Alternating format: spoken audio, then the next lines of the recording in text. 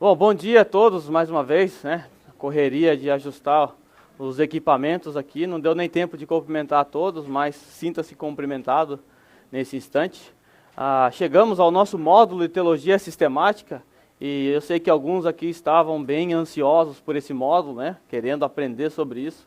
E não é para menos, né? No seminário, quando nós estamos estudando teologia, né? A teologia como um todo, essa matéria é a mais esperada, é a mais discutida e a mais amada e até às vezes a mais odiada, né? Porque você fica com a cabeça a milhão.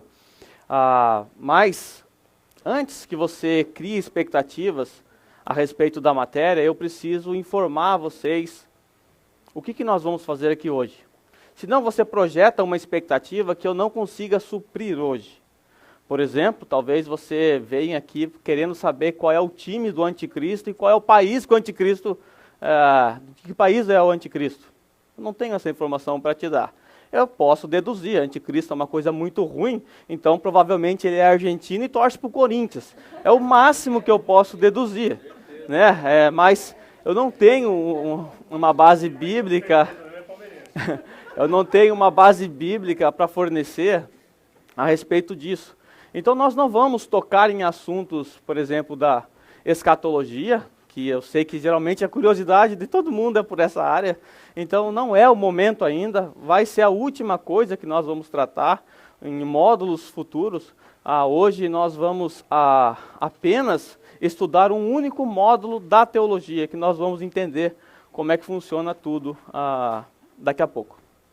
Bom, antes de começar, eu quero dizer aos irmãos que eu quero dar uma nota de louvor a Deus e agradecimento pela vida de todos vocês que estão aqui, né, que vieram de longe para assistir esse módulo, mostrando que vocês têm amor à palavra de Deus. Então, louvo a Deus pela vida de vocês. Eu quero também agradecer a Deus pela vida do Tiago, né? Ele tem na fábrica quebrado bastante o galho ali, me suprindo no Zangueô, para que eu pudesse estudar, cobriu o meu dia de ontem para que eu pudesse estudar. Então, ele tem sido uma bênção na minha vida, me ajudando nessa área. E também, ela não está aqui, mas eu dou uma nota de louvor a Deus pela vida da minha esposa também, que tem se desdobrado nesses dias, até de uma maneira surpreendente, para que eu pudesse ter tempo para estudar. Vocês sabem que eu estou trabalhando igual um camelo, né? Um louco mesmo, 3 horas de hora extra todos os dias, e não está sendo fácil preparar essa matéria, que exige demais da gente. E essas pessoas, pela graça de Deus, têm me ajudado nisso. Bem, vamos lá então para a teologia sistemática. Vamos começar esse módulo que é tão aguardado, tão esperado por algumas pessoas, né? E eu fico feliz que temos pessoas que pela primeira vez assistindo o módulo, então sejam bem-vindos, né? Não requer muita apresentação, porque vocês já são conhecidos de nós aqui, mas sejam bem-vindos. Vamos lá, teologia sistemática, né? O que nós vamos aprender aqui hoje? Eu tenho que dizer a vocês que a teologia sistemática, ela é como se fosse uma ciência, e toda ciência tem a sua linguagem própria. Por exemplo, na medicina, nós falamos costurar a pessoa. A medicina usa um termo técnico, suturar. Né? Então, toda a ciência ela possui a sua linguagem própria. E os irmãos sabem que eu tenho por propósito de ministério abordar questões que são, às vezes, apresentadas de maneira complicadas. Eu tenho por intuito, como propósito de ministério, tentar apresentar tudo isso de maneira mais simples possível para que todos possam entender. Geralmente, nós pensamos que a teologia é difícil, que tem uma linguagem difícil. Eu tenho por finalidade tentar transformar isso da maneira mais fácil possível para que vocês absorvam esse conteúdo. Mas, apesar dessa tentativa de apresentar a matéria de forma simples e fácil, eu não posso abrir mão de apresentar os termos técnicos próprios da teologia para vocês. Esses termos técnicos, a primeira impressão é que eles são nossos inimigos. Quem foi que deu esses nomes complicados aí? E por que não deu um nome mais fácil? Por que escolheram esses nomes? Talvez pareça que é difícil, pareça que são apenas nossos inimigos. Mas, na verdade, a linguagem técnica serve para nos ajudar, porque Por trás de uma linguagem técnica tem uma definição, e isso foi dado com um propósito. Então eu não posso abrir mão de ensinar os termos técnicos para vocês, porque depois vocês vão estudar um livro de teologia, aí vocês vão ver os termos técnicos e você fala, o Glauber não ensinou nada, né? Ou você está num debate lá no Vejam Só, alguém cita um termo técnico, você fala, mas eu estudei e não aprendi isso. E você talvez não consiga compreender o que está sendo dito. Então eu vou ter que apresentar os termos técnicos, mas eu tentarei fazer da maneira mais simples possível para que no final de tudo vocês possam absorver todo o conteúdo. Então vamos lá, teologia sistemática, e eu começo fazendo uma pergunta. Quem aqui já fez teologia? Ergue a mão para me ver, quem aqui fez teologia? O Bruno fez teologia, só o Bruno fez teologia aqui. Eu assisti uma aula, serve? Agora eu faço uma outra pergunta. Você é um teólogo? Quem aqui é teólogo? Ergue a mão. Já aumentou o número de teólogos, né? 3, 4 teólogos nós temos. O que me é estranho é que nós temos uma pessoa que fez teologia e 4 teólogos. O que faz o teólogo? O que faz um padeiro? Faz pão. O que faz um teólogo? Um teólogo faz teologia. Mas perceba, temos uma única pessoa que fez teologia e 4 teólogos. Esses outros 3 teólogos que ergueram as mãos, o que estão fazendo? Não estão fazendo teologia? Mas por que a dificuldade nossa em erguer a mão? Quem aqui já fez teologia? Na verdade, todos vocês já fizeram teologia. Na verdade, todos vocês fazem teologia constantemente. A todo instante, quando você pega um texto bíblico, lê, ou você explica para alguém, explica para sua esposa, para o seu filho, você está fazendo teologia. Quando aquele seu amigo na fábrica pergunta algo a respeito da sua fé e você responde, nesse instante, você está fazendo teologia. Porque, na verdade, todos nós somos teólogos. Agora, a grande questão é, que tipo de teólogos nós somos? Bons? Negligentes? Esforçados? Mas a grande verdade é que todos nós somos teólogos. Aí o que nós pensamos? O que vocês pensaram em não erguer a mão quando eu perguntei se você já fez teologia? Você certamente pensou em ir para um seminário. Não foi isso que vocês pensaram? Balançou a cabeça, né? Nós não vamos para o seminário para fazer teologia. Nós vamos para o seminário para aprender a fazer uma boa teologia. E é por isso que vocês estão aqui, para aprender a ser bons teólogos. Porque teólogos vocês já são. Quando vocês falam de Deus, vocês estão demonstrando teologia. A gente não percebe, mas a todo instante nós fazemos teologia. Quer ver só um exemplo? Uma frase simples que eu quero apresentar a vocês. Eu quero mostrar o quão rica é de teologia essa frase. A frase é o seguinte: Deus enviou Jesus para nos salvar. Que frase mais simples, né? Nós pronunciamos isso com grande tranquilidade. Essa frase, se você apresentar ela para um testemunha de Jeová e para um católico, eles vão concordar com essa frase, sim ou não? Vocês acham que eles concordam? Eles concordam, né? Talvez o testemunho de Jeová diria, Jeová enviou Jesus para nos salvar. Mas tudo bem, até aí é o nome, Jeová para nós também é o nome, sem nenhum problema. Todos concordam com uma frase simples dessa. Mas o que importa, na verdade, é o que está por trás dessa frase. E o que está por trás dessa frase é a teologia. E aí a gente vai perceber que uma frase verdadeira como essa pode estar cheia de mentiras por trás.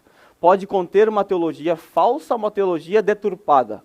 Quando você pronuncia essa frase, subentende-se que você tenha todos os conceitos sobre Deus, sobre Jesus, sobre você e sobre a salvação, que não dá para ler ali. Sobre a salvação. Entende-se que a sua teologia é uma teologia abrangente que compreende biblicamente todos esses termos que aparecem aí. Vamos ver um pouquinho de teologia que aparece na palavra Deus, né? Deus enviou Jesus para nos salvar. Com o termo Deus, nós temos aqui só um pouquinho de teologia para vocês entenderem. Quando vocês explicam o termo Deus, quando você fala de Deus, subentende-se que vocês tenham tudo isso na mente de vocês. os conceitos a respeito da cognoscibilidade de Deus, a respeito da transcendência.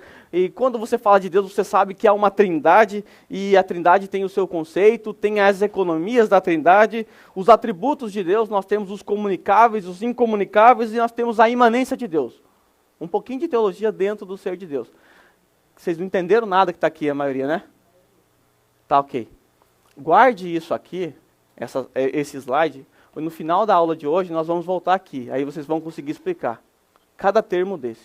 Ok? Nós vamos entrar em cada termo desse, que talvez você é novo para você, pela primeira vez você ouviu, mas nós vamos entrar aqui. Aí, quando nós falamos de Deus, nós que somos protestantes, ortodoxos, nós pensamos no quê? Nós temos o conceito da trindade. Só que quando o testemunha de Jeová fala, Deus enviou Jesus para nos salvar, o que ele pensa como Deus? Deus para ele não é a trindade, então ele nega a trindade, ou seja, já é um conceito equivocado de Deus. Deus para eles não é um Deus imanente, é apenas um Deus transcendente, ou seja, um Deus distante, um Deus longe. Para nós cristãos reformados, protestantes, para nós Deus é tanto imanente, um Deus próximo, como um Deus que está longe também, que está assentado no seu alto e sublime trono. Então percebe que para as testemunhas de Jeová, que concordaram com nós nessa frase, a teologia deles aponta para um Deus diferente do Deus das Escrituras. Só que isso não aparece numa frase simples. Posso mudar? Vocês já tiraram foto desse?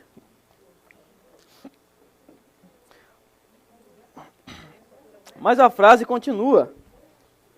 E a frase nos mostra a pessoa de Jesus Cristo. Na pessoa de Jesus Cristo, nós temos uns termos que nós não vamos falar dele hoje, porque a matéria nossa não é sobre Jesus, mas temos a teoria de kenosis, que é uma teoria que fala de Deus e Jesus ter abandonado alguns atributos. Nós temos a doutrina da encarnação, subentende-se que você entenda plenamente o que é a encarnação de Cristo, a humilhação do Redentor, que você entende a união mística de Cristo, que você sabe o que é a união hipostática, que vocês vão aprender tudo isso, as duas naturezas de Cristo, as duas naturezas num único ser, Jesus plenamente humano, plenamente divino, que você entende os ofícios de Jesus, rei, sacerdote e profeta, e você sabe que ele faz parte da Trindade. Isso aqui é o que nós cremos a respeito de Jesus. Vocês não aprenderam ainda, mas vocês vão aprender tudo isso.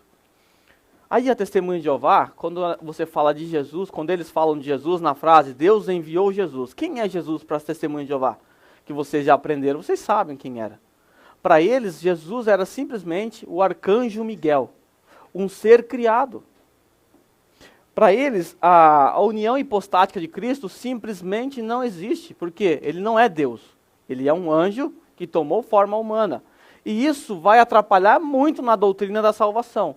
Então perceba que o nome, o título de Jesus na frase, que todo mundo concordou, o testemunho de Jeová falou amém, por trás deles, por trás desse título, desse nome, há uma teologia deturpada. E talvez você tenha pronunciado algumas verdades a respeito da Bíblia, mas por trás disso também pode ser que haja teologia má, teologia corrompida. Mas a frase continua. Deus enviou Jesus para nos salvar. Quando nós entramos nesse nos salvar, está falando do homem, do ser.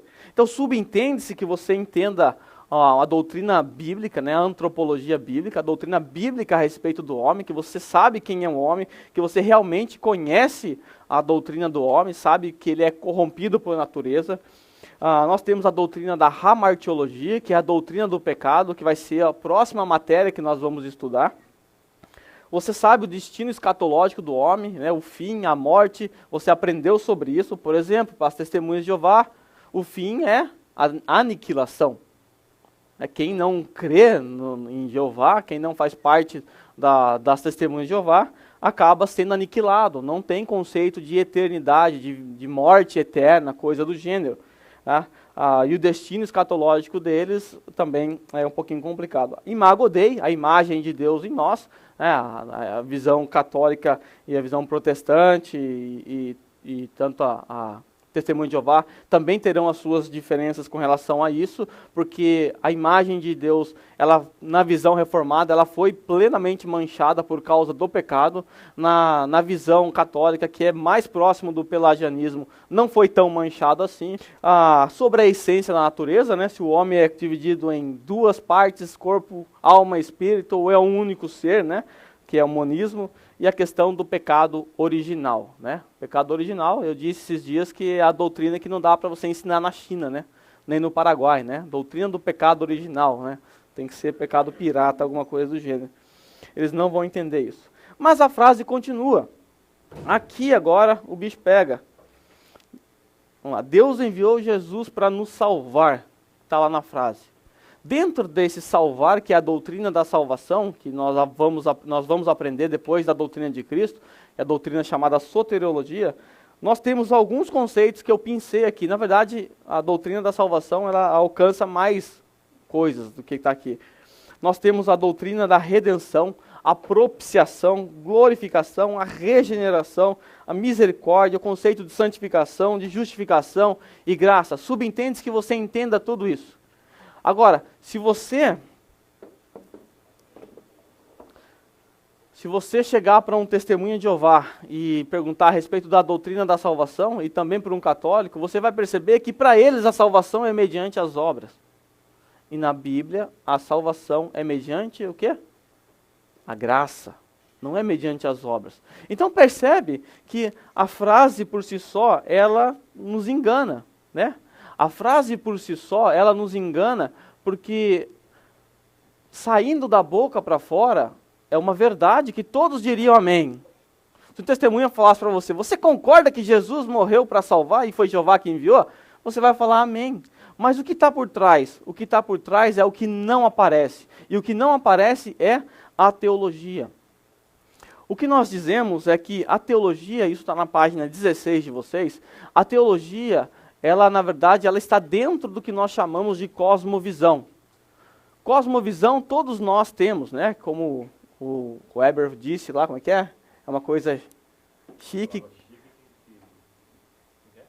Uma palavra chique que todo mundo tem, né? É uma palavra complicada aí que deram, um nome diferente que deu, mas é que todo mundo tem. Você tem uma cosmovisão. A palavra cosmo é mundo e visão. Você tem uma forma de enxergar o mundo. Só que o grande problema é que quando você chegou para a fé cristã, você chegou cheio de pressupostos. Você chegou já com a sua cosmovisão. E essa sua cosmovisão, ela começou a ser formada quando? Desde o ventre da sua mãe, essa cosmovisão vem sendo formada. O que os seus pais ensinaram influencia você. O que a escola ensinou influencia você. Os seus amigos, o ambiente escolar, o ambiente familiar, tudo à sua volta, o seu trabalho foi te influenciando. É como se você, ao nascer, recebesse um óculos sem lentes. E as circunstâncias ao seu redor foram dando lentes coloridas. E se você misturar as cores, você vai ver uma cor diferente da do outro. Um recebeu mais vermelho, o outro recebeu lente mais azul. Aí você olha para uma parede branca, você vai falar, é azul. E o outro vai falar, não, está errado, é vermelho. Por isso, há diferenças de opiniões em nosso meio. Por quê? Porque todos nós chegamos para a fé reformada, para a fé cristã, com pressupostos e com uma cosmovisão. Todos vocês. Ninguém é neutro aqui. Por isso que constantemente nós brigamos, né? Nós discutimos acerca de coisas que para você é um axioma, é uma certeza, e de repente para o outro, não, você está errado, e vocês quebram o pau. Por quê? Cosmovisão. Quer ver a cosmovisão como você percebe? Quando você casa. Um recebeu uma cosmovisão, foi criado de uma forma, o outro foi criado de uma forma totalmente diferente. Você junta os dois, a briga começa. Né? A briga começa porque conflito de cosmovisões. O nosso intuito na teologia é fazer o quê? É dar a cada um de vocês uma cosmovisão bíblica. A nossa visão, o nosso parâmetro de olhar as coisas, o nosso parâmetro de olhar a vida, de olhar as dificuldades, de olhar o trabalho, tudo isso tem que ser moldado pela lente das Escrituras. Então o papel da teologia é arrancar dos seus olhos essa cosmovisão que você adquiriu, é destruí-la e dar a vocês uma cosmovisão bíblica. Só que isso é uma coisa que dói. Porque são conceitos que nós trazemos desde a infância. E chegar à conclusão de que estamos errados, ninguém gosta disso. É uma coisa que você quer estar certo, né? O tempo inteiro. Quando eu comecei a fazer teologia, nas primeiras matérias, eu entrei num conflito, num grande parafuso. Por quê? Porque eu cheguei com muitas pressuposições, que eu já tinha feito uma teologia meia boca lá no Brasil, né? E eu cheguei com alguns conceitos achando que eu era o rei da paçoca, né? E de repente, eu comecei a ser massacrado, a ver que os meus conceitos estavam equivocados. Eu pensei o seguinte, acho que eu estava no terceiro, quarto módulo. Eu cheguei a um caminho, né? Eu cheguei a uma viela com 2 caminhos. Ou eu parava de estudar, porque aquilo estava conflitante demais com a minha mente, eu estava ficando careca. É isso o problema? Eu estava ficando já com a cabeça fervendo, ou eu esquecia tudo aquilo que eu aprendia, deixava de lado e começava do zero. E eu decidi começar do zero, mas não foi fácil. Foi difícil, porque constantemente você quer resgatar aquilo que você aprendeu, e você, às vezes aquilo que você aprendeu não é o correto. Não estou dizendo que tudo que você aprendeu é errado. Estou dizendo que você deve pegar tudo que você aprendeu nesse instante, colocar num saco plástico, amarrar bem amarrado, enterrar a 7 palmos debaixo da terra, com vários cadeados, colocando um pitbull, uma cerca elétrica em volta, e não acesse isso por enquanto. Até que a sua cosmovisão seja bíblica, aí você vai lá, desenterra tudo aquilo e você começa a olhar, você vai ver que a maioria daquilo ali não presta. Você vai jogar fora. Algumas coisas servem. Algumas coisas vocês aprenderam corretamente. Aí aquilo que é bíblico, aquilo que está dentro da cosmovisão bíblica, aí você guarda para você que está tudo ok. Mas nós chegamos para a fé com os nossos pressupostos, com as nossas cosmovisões. Talvez o que vocês vão ouvir hoje, talvez não hoje, porque hoje é mais tranquilo, mas em algumas matérias para frente você vai torcer o nariz e vai falar, eu não concordo com isso. Antes de você discordar, olhe para a história da igreja, olhe para a teologia e veja se é você que está correto ou se é a teologia que está correta.